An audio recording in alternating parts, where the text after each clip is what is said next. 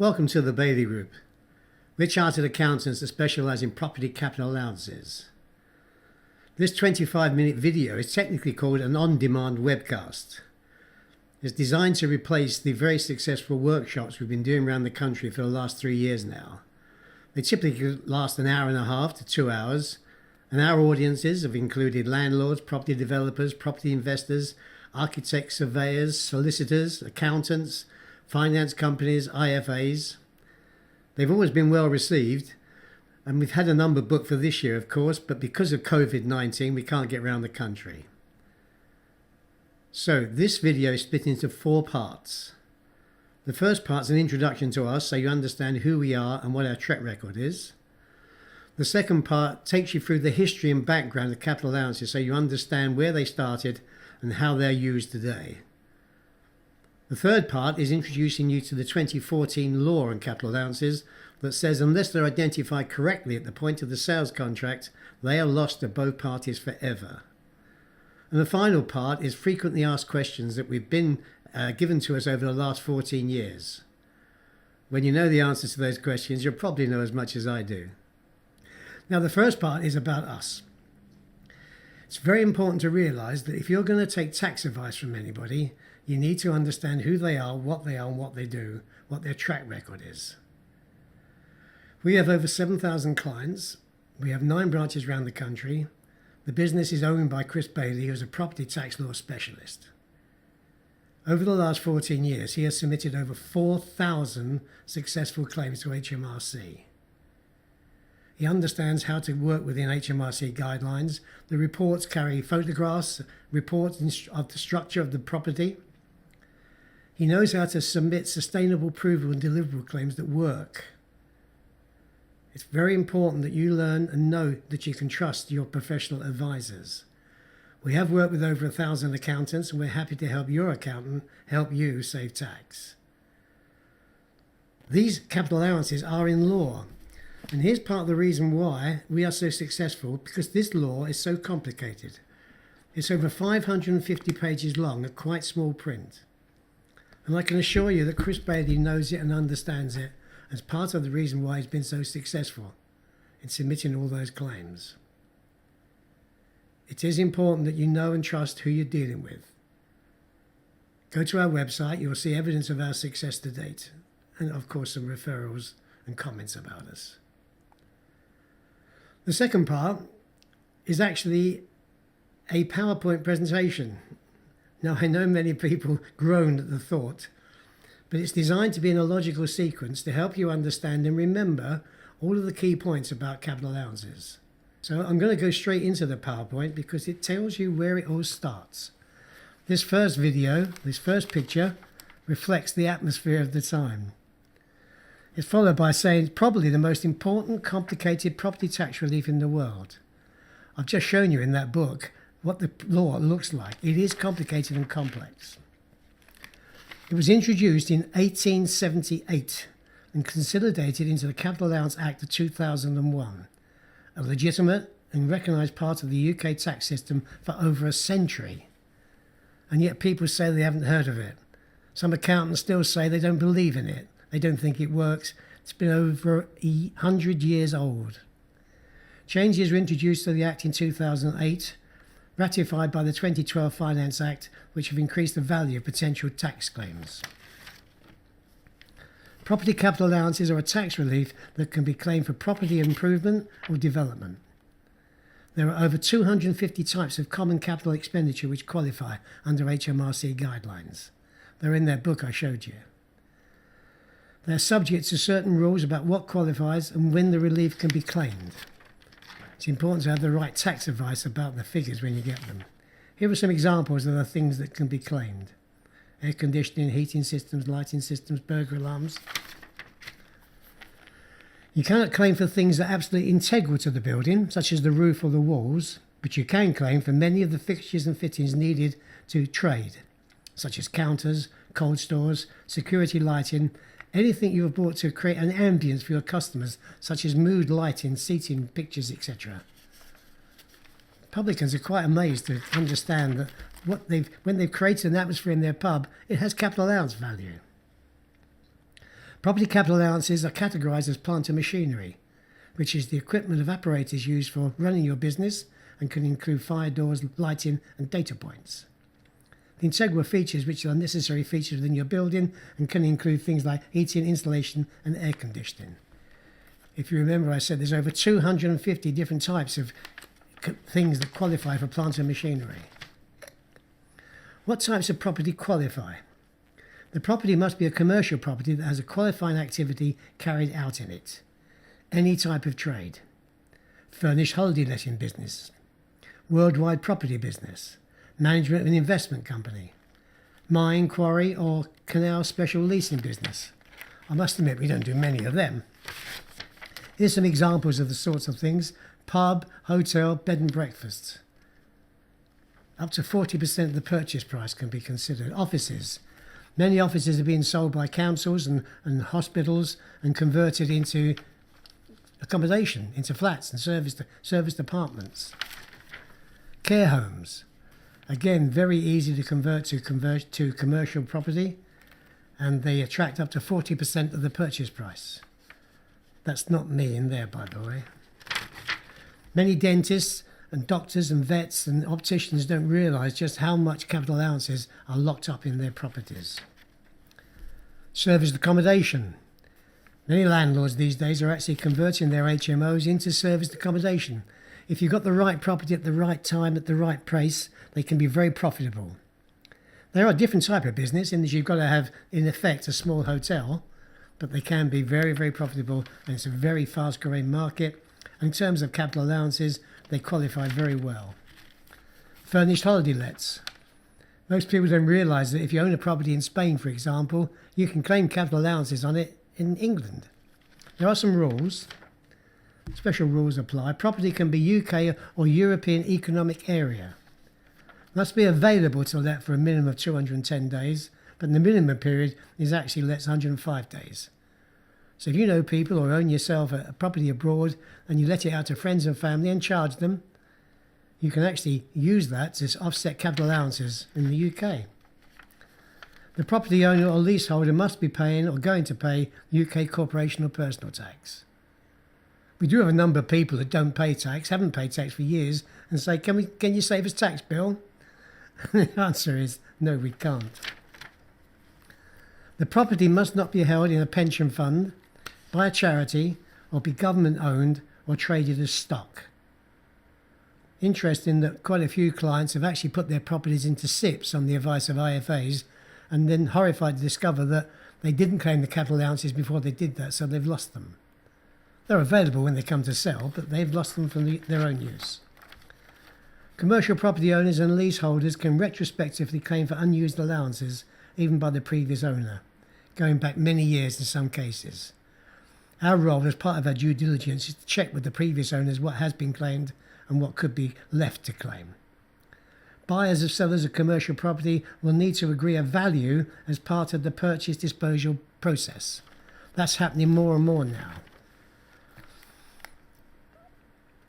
Scale of capital allowances. The capital allowances for a commercial property are calculated against the purchase price plus all acquisition costs, legal fees, stamp duty, surveys, together with allowable and unclaimed development costs. Everything relates to the original purchase price, not the current market value. Have a look at this graph. You'll see the different levels of claims that we've achieved with HMRC. At the lower end, 10 to 15% warehouses, student lets, rising as high as 40 to 45% for care homes and hotels. Right in the middle, serviced accommodation, 20 to 25%. We then move on to Section 187AB. This is the new law on capital allowances and came into full effect April 2014 through Section 187AB. It's now called the Capital Allowance Act 2001, Section 198. What it's saying to you is that unless these allowances are claimed properly at the point of sale, they're lost to both parties forever. Technically, it says it is mandatory to value the capital allowances at the point of the sales purchase of a commercial property. If the seller does not identify the allowances, the relief will be lost on the property permanently. The buyer must consider the capital allowances positioned on the property at the point of sale to benefit from the relief. If the buyers don't consider it, they will lose it. Okay, now the biggest problem we have with capital allowances is this. Everyone we speak to says they've claimed them. Last year we saved over £7 million in actual tax savings, and I bet that 90% of the people said, Bill, we've claimed everything possible. You do claim everything, don't you? Anything you got on the invoice for, you're going to put on your profit and loss account, you're going to put your cost down, offset against your profit and reduce your tax bill. They're called asset capital allowances. Anything you buy to run the business, computers, cars, printers, stationery, any of those things qualify as asset capital allowances, and everybody claims them, don't they? Here's the challenge. They're not property capital allowances. This is the law on property capital allowances. It's 550 pages long, a very small print. This is Tolly's Guide to the Law. It's the solicitor's Bible. There aren't many people who understand it that can work their way through it. There's over 250 definitions of what qualifies as plant and machinery. The complexity of this helps explain why 90% of commercial property owners haven't claimed the capital allowances that are due to them. Why? Perhaps ignorance is bliss. Chris Bailey understands this and for 14 years has been submitting claims based on the law. That's what we do. That's how we make what we happen. This is the most important part of property tax law. You can get the figures. When you have the graph, you'll be able to rub your finger and thumb together and do an estimate. If you're buying a £500,000 hotel and it's 40% capital allowances, £200,000 of capital allowances. The question then is, how do you use them? What would they mean to you personally in your tax situation? Are you making a loss? What are you going to do with them? Are you going to sell the property? That skill is part of what you must have when you speak to a property allowance specialist. Now, in 2014, a new law came into effect in the capital allowance marketplace. What it says categorically, if the capital allowance is unidentified at the point of the sales contract correctly, they're lost to both parties forever. Many solicitors are not getting it right for their clients, and the Law Society said a couple of years ago they are exposing themselves to risk of litigation and letting their clients down. You need to make sure if you're thinking of buying or selling a commercial property in the coming years, you need to know that you've spoken to a property capital allowance expert. The most important form in a legal agreement is called the CPSE. It's the Commercial Property Standard Inquiry. And the last question of 32 says, tell us the name of your capital allowance advisor.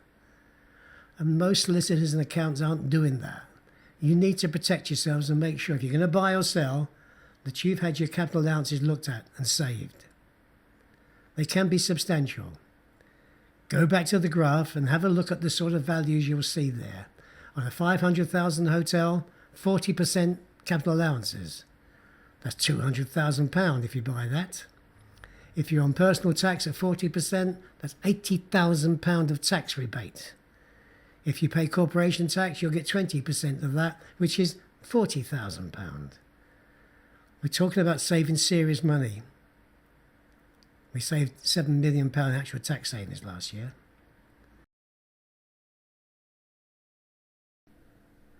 I now want to answer the 9 questions that we've been asked frequently over the last 14 years. First question, why haven't I heard about them? This always amazes me because they were enshrined in law in 1878, which I keep going on about. They were ratified in the 2008 Finance Act and then the 2012 Finance Act and now a new Act, 2014. They've been a tax strategy now for over 100 years. We've helped now 4,000 clients who've heard about them, and they are very pleased, I can promise you. Last year, we saved over £7 million in actual tax savings. I'm constantly amazed by the fact no one's heard of them. I've actually heard many accountants say, no, these don't work. You can't use them. I think ignorance must truly be bliss. Second question. Surely my accountant and I have claimed everything. Everyone says the same to us by and large because they have claimed capital allowances. You remember I showed you asset capital allowances? Everything you buy to run your business, you have claimed. But unless you've had a 12 to 15, 16-page report on your property, you have not claimed property capital allowances. Third question. Do these tax savings have to be paid back? This is a rumour put around by scaremongers who say, if you get this money, you'll have to pay it back, so there's no point claiming it. That is not true. These savings are yours by law. You have to claim them yourself. You have to put a sustainable and provable claim in. But once you have them, you do not pay them back. Absolutely not. Question 4. Will this affect the capital gains tax bill I might have? The answer is no. Capital gains tax law is black and white. You buy something for X, you sell it for Y, you have to pay capital gains tax on the difference. A good accountant can help you claim everything that's possible. Now, you can't use capital allowances to offset your capital gains tax bill, but what you can do is to use the savings to reduce the costs. And many of our clients do that, and we will help you think about it. Question 5. Surely this is all very risky. It's a scheme that HMRC could stop easily. That's not the truth. This is not an aggressive tax saving scheme. It's an act of law. I keep repeating that fact. It's not risky. To change this law, there'd have to be an act of Parliament, and that's very unlikely to happen. Question 6. Is it a tax scheme that could be stopped? The answer is no, because again, it'd have to go to act of Parliament, and it is very, very unlikely this is going to be stopped. How much do you charge? We do make a charge, of course.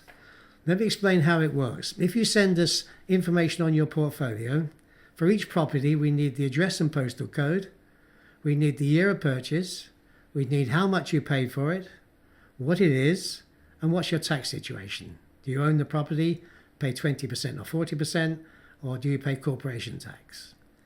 You'll then get an illustration of your likely tax savings, and on it will be 3 figures. 1, how much capital allowances we think you can save.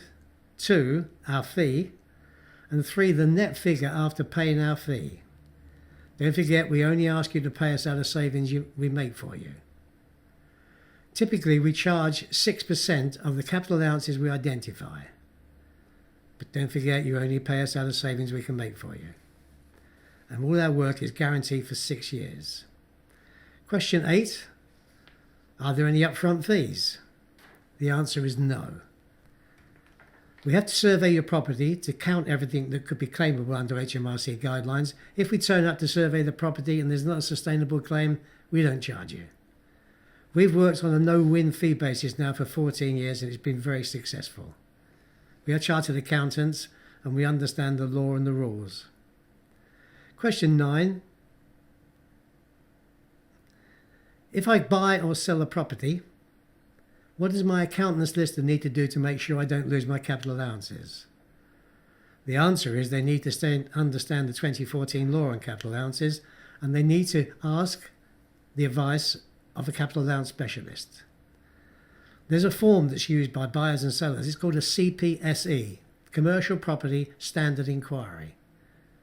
It asks on question 32, what's the name of your capital allowance advisor? And many accountants and solicitors aren't asking us. They really should, because they are at risk of litigation. The Law Society said a couple of years ago that solicitors are risking litigation cases and upsetting their clients. So if you're coming to buy or sell, please give us a ring. We can help you. That's covered all the questions. I've covered who we are. I've talked about capital allowances, the history and the background. I've talked about the new law on capital allowances, and I've answered the 9 most frequently asked questions we have. I'm Bill Lorriman. I'm the sales director. When you send the illustration to us, you'll be looked after by Kathy Smith. Kathy's our administration manager. She'll take you through the whole process. She'll dot the I's, cross the T's.